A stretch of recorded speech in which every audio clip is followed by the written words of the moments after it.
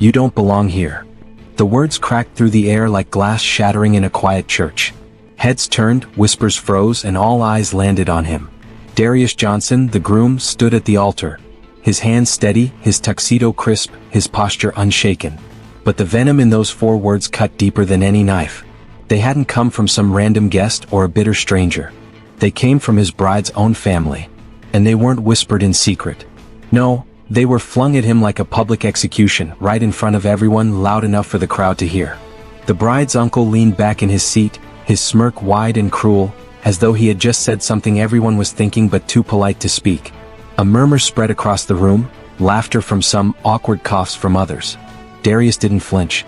His eyes, dark and unwavering, stayed locked on the man who had spoken. He'd been here before. Not in this church, not in this tux, but in life. In classrooms where teachers doubted him. On jobs where supervisors undermined him. In boardrooms where his ideas were stolen and credit was handed to someone else. Always the same story, a black man told he didn't belong. But today was supposed to be different. Today was supposed to be joy. Instead, it was humiliation. The bride, Eliza, squeezed his hand tight, her eyes wide with shock and fury. But before she could speak, her cousin, sitting 3 rows back, chuckled loudly and added, "He's only here because she couldn't find better." This time the laughter wasn't scattered. It rolled through a corner of the church like a wave, cruel and shameless. Darius's chest rose slowly, his jaw tight. Every muscle in his body wanted to fire back, to defend his name, to put them all in their place. But he didn't. Not yet. Because he knew something they didn't. And he was about to show them all. The priest, visibly shaken, tried to move the ceremony forward, fumbling his words, pretending the insults hadn't just poisoned the air. Guests shifted uncomfortably in their seats. Some stared at the floor. Others glanced at Eliza's family, silently complicit. But Darius stood tall, letting the silence burn, letting the tension hang. Because sometimes silence was louder than rage. When the vows were exchanged, his words weren't just for Eliza. They were a declaration loud enough for every mocking face to hear. His voice carried steady, full of dignity. And with every word, he reclaimed the respect they had tried to strip from him. Still, when it came time for the reception, the whispers returned. At the long dinner table, one of Eliza's aunts muttered just loud enough for others to hear, "Well, at least he dresses nice. Must have rented the suit." A cousin snickered, "Yeah, wonder how long until she realizes what she married into." Eliza's face burned with embarrassment, but Darius, he stayed calm. He ate in silence, his smile small but knowing. He wasn't about to ruin the night with an argument, because he had been waiting for his turn. And that moment came when the DJ tapped the mic and announced, "Now we'll hear from the groom himself." The room quieted. All the laughter, all the whispers, all the side glances, they stopped. Everyone's attention fell squarely on him. Darius rose slowly, his chair scraping against the floor with a sound that sent shivers up spines. He straightened his jacket, adjusted his cufflinks, and walked toward the microphone with the kind of calm that comes before a storm. The ones who had mocked him sat back in their seats, arms crossed, smirks still plastered on their faces. They thought they had won. But they didn't know that Darius Johnson had spent his whole life preparing for moments like this. He placed one hand on the mic, scanned the room, and let the silence linger.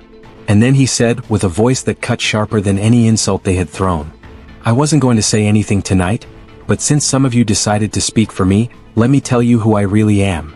The room froze. No one breathed. Every ear strained to catch his next words. Eliza's hand rested against her lips, her eyes already glistening with tears. Darius wasn't about to just give a speech. He was about to rewrite the entire night. The speech begins, and with every word, Darius flips the insults back on them. Darius gripped the microphone like it was an anchor, grounding him in the middle of the storm. He looked around the reception hall, chandeliers glimmering above, polished silverware catching the light, laughter still hanging in the air from earlier insults. But now it was his stage. He let the silence linger, his gaze sweeping across the crowd until it landed on the ones who had mocked him. They shifted uncomfortably in their seats. Then, with a steady breath, he began. "I've been called many things in my life. I've been told I wasn't smart enough. I've been told I wasn't good enough. And tonight," his voice paused heavy, "I was told I don't belong here." Gasps rippled across the room. People stiffened, eyes darting toward the family table. The very words they thought would stay hidden in whispers had just been dragged into the spotlight. Darius's tone sharpened, but it didn't rise. It stayed calm, powerful, deliberate. But let me tell you something. I didn't get here by accident. I didn't stumble into this room by mistake. I stand here because I earned it. Every step I've taken, every wall I've climbed, every hand that tried to push me down only made me rise higher. The smirks began to fade. The chuckles died. A quiet tension spread through the room as if the walls themselves leaned closer to listen. Eliza's mother blinked hard, her fork frozen mid-air. One of her brothers shifted, uncomfortable, like the floor had suddenly grown hot under his chair. But Darius pressed on. When I was 12 years old, a teacher told me kids like me don't make it far. When I was 16, a police officer told me I'd probably end up in jail before I turned 21. And when I was 25, a boss told me I should lower my expectations, that I wasn't management material. He paused, his eyes steady, his voice cutting sharper than glass. But here I am, a man who didn't listen. A man who worked harder, who stayed longer, who refused to let anyone else define his story. Eliza's eyes brimmed with tears, her hands clasped at her chest. Then Darius turned, looking directly at the ones who had laughed earlier. And for those of you wondering who I am, let me introduce myself properly. My name is Darius Johnson. I am a software engineer at one of the leading tech firms in the country. I manage a team of 20 brilliant people who trust me to lead them every single day. I've bought my first home before I turned 30. I take care of my family. And most importantly, he turned toward Eliza now, his voice softening yet growing stronger.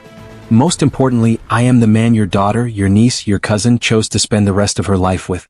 And she didn't choose me out of pity. She chose me because she knows my worth, even when you pretend not to see it. The room erupted in a stunned silence. Forks clinked nervously against plates. The air felt heavy, like the walls were closing in on those who had dared to mock him. Eliza's father, who had stayed quiet until now, shifted in his seat, his lips pressed tight. His pride and prejudice battled behind his eyes. But Darius wasn't finished. He leaned closer to the mic, his tone dropping low, intimate, unshakable. You said I don't belong here. But let me make something clear. I don't just belong here. I own my place here. Because belonging isn't something you give me. It's something I take with dignity, with resilience, with love that cannot be shaken. The room froze. Even the waitstaff paused in their steps, caught by the gravity of his words. And then Darius did something no one expected. He smiled. A calm, unbothered, victorious smile. And if that makes you uncomfortable, well, maybe it should. A murmur broke through the crowd. Some clapped softly. Others nodded in quiet respect. Eliza's bridesmaid squeezed her shoulders, whispering, "He's incredible." But not everyone was moved. Her uncle, the very one who had spat the first insult, leaned back in his chair, crossing his arms with a sneer. "Big talk," he muttered just loud enough for those near him to hear. "Still doesn't change what he is." Darius caught it. Everyone at the surrounding tables caught it. He tilted his head slightly, his smile fading into a look of steel. "You're right," he said, voice carrying like thunder. "It doesn't change what I am. I am a black man, and I will never apologize for it. I carry it with pride. I carry it with strength. And I carry it into every room I enter, including this one." Now the applause was louder. It wasn't polite. It wasn't scattered. It was real. Guests who had sat silently, too afraid to speak earlier, now stood and clapped, shaking their heads in awe. Darius didn't bow. He didn't seek approval. He stood tall, owning the moment. Eliza rose to her feet and slipped her arm through his, her chin high, her smile radiant. The message was clear. They were united. No insult, no sneer, no whisper could break them. But as the applause echoed, Eliza's father suddenly pushed his chair back and stood. His face was unreadable, his hands clenched at his sides. The crowd hushed instantly. The applause cut off like a knife. Everyone turned, waiting to see what he would say. And what came next would either heal the wound or tear it open wider. Eliza's father speaks, and his words ignite the room in ways no one expected. The weight of the room shifted when Eliza's father stood. His chair scraped the floor, the sound cutting through the applause like a blade. Darius stayed tall, his hand firm around the microphone. Eliza clung to his arm, but her eyes darted to her father's face, searching for even the smallest hint of warmth. But his expression was carved from stone. He cleared his throat, and when he spoke, his voice carried the authority of a man who had been obeyed all his life. "You've got courage, I'll give you that," he began, staring straight at Darius. "But courage doesn't erase reality." Murmurs rippled through the crowd. Some leaned in closer, Others shifted uneasily. Reality, he continued, his voice rising, is that my daughter was raised in a family with standards, with tradition, with a name that means something in this town. And you, he jabbed a finger toward Darius, you don't fit. Not because of what you've achieved, not because of how hard you've worked, but because at the end of the day when people look at you, they see exactly what I see. And nothing you say changes that. Gasps filled the air. Eliza's bridesmaids clutched each other's arms.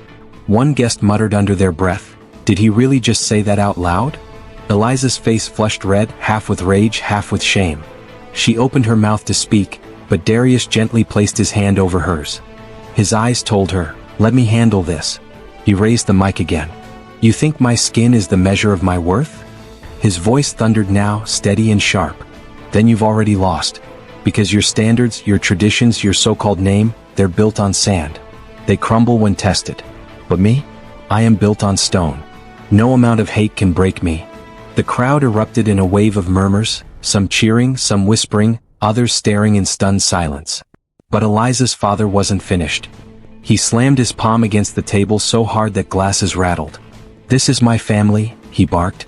And I will not let you come in here and lecture me in front of my own guests. The tension was unbearable.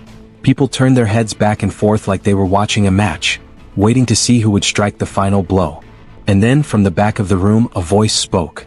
Soft at first, but growing stronger with each word. Maybe it's time someone did lecture you. All eyes turned. It was Eliza's grandmother. She was frail, her silver hair pinned neatly, her frame small against the high-backed chair. But her presence, her voice, carried more weight than the father's fury ever could. She slowly stood, her cane tapping the floor, her eyes blazing as she looked at her son, Eliza's father. I taught you better than this, she said, her voice sharp as steel. I taught you to respect people for who they are, not what they look like. And yet, here you stand, humiliating your own daughter on her wedding day because you cannot see past your own pride. The entire hall froze. Eliza gasped softly. Tears welled in her eyes as she whispered, Grandma? The father's jaw tightened, but he didn't interrupt. He couldn't. Not against his own mother. The grandmother turned toward Darius, her expression softening. Son, she said warmly, you spoke truth tonight. You showed strength in the face of cruelty. And I see why my granddaughter chose you. I am proud to have you as part of this family. The room broke into applause, real applause this time. People stood, clapping, nodding, some even whistling. The tide had shifted. But the father? He stayed frozen, his face pale with anger, his fists clenched. Darius turned back to him, lowering the microphone, his voice steady but firm. You don't have to accept me. That's your choice. But know this, your daughter and I will build a life together, with or without your blessing. And in time, the only one left behind will be you. The words hung in the air, heavy as thunderclouds.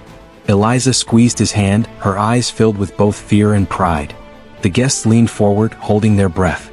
And then Eliza's father leaned in, his voice low but seething with venom. We'll see about that. The words weren't just a response. They were a threat. The music hadn't started back up. The clinking of glasses hadn't resumed. The reception hall was no longer a celebration. It was a battlefield. And everyone knew, the war between Darius and Eliza's father had only just begun. The father's threat begins to unfold, putting pressure on Eliza and Darius in ways no one expected. The room still vibrated from Eliza's father's threat. His words had poisoned the air, and though people smiled nervously or forced small talk, no one could ignore the tension choking the wedding hall. Darius didn't flinch. He stood tall, shoulders squared, eyes steady. But Eliza's hand trembled in his. He turned to her gently. Are you okay? He whispered. She nodded, though her eyes shimmered with unshed tears. I never thought he'd go this far. Before Darius could respond, her father slammed his glass down again and raised his voice. Enough of this circus. This marriage is a mistake. And I won't let this man drag my daughter into ruin. The crowd gasped. A few guests looked ready to leave, others whispered furiously. But Eliza's grandmother cut through the chaos again. Sit down, son, she commanded, her voice trembling but strong. Or you'll regret it. But he ignored her. He rose to his feet, towering above everyone else at the head table. His face was red with rage. If you think I'll bless this union, you're wrong. If you think I'll stand by while my family's name is disgraced, you're a fool. This wedding ends tonight. Eliza broke then. She stood too, tears sliding down her cheeks, and faced her father directly. "No, Dad. What ends tonight is your control over me." Her voice cracked but carried. Silence fell across the hall. "You've embarrassed me, you've humiliated Darius, and you've turned what should be the happiest day of my life into a battlefield. But hear me now, I love this man. And nothing, not your approval, not your threats, not your anger, will ever change that." The crowd erupted into applause again. Guests who had been silent now stood with her, clapping, cheering, nodding in support. Some even shouted, "That's right." Her father looked around in disbelief. The power he had always held, the fear he had always commanded, was slipping through his fingers. He opened his mouth again, but Darius stepped forward, taking the mic one final time.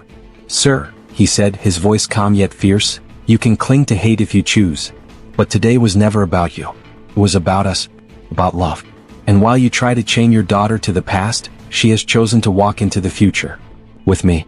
And if you can't accept that, then you'll watch from the sidelines while we build something greater than you could ever imagine." The father's face twisted with fury, but this time he had no words. None that could stand against the truth. Eliza's grandmother reached out, gripping Darius's hand with her frail one. Her eyes gleamed with tears. "You've got my blessing, son. And that means more than anything." Eliza sobbed and hugged her grandmother tightly. Darius bowed his head in respect, overwhelmed. At that moment, the band, as if on cue, struck the first joyful note of music. The crowd rose to their feet, cheering, clapping, chanting for the couple. Eliza pulled Darius close. Their foreheads touched, their tears mingling with laughter. And as they shared their first dance, the crowd surrounded them with love, sealing the truth. Love had won. Her father sat down, his face pale, his fists clenched. The battle was over. But he had lost, not to Darius, not to Eliza, but to the power of love itself. And so, in the face of prejudice, insult, and open hostility, Darius stood tall. He defended his love, his dignity, and his place at Eliza's side. And in doing so, he showed everyone watching that no amount of hate can silence truth. But here's the real question. If you were Eliza, could you still love and forgive a parent who tried to sabotage your happiness on your wedding day? Drop your thoughts in the comments. We want to hear from you. And if stories like this move you as much as they move us, make sure to hit subscribe to Racism Exposed. Together, we will keep shining a light on injustice and celebrating the moments when love and dignity rise above hate.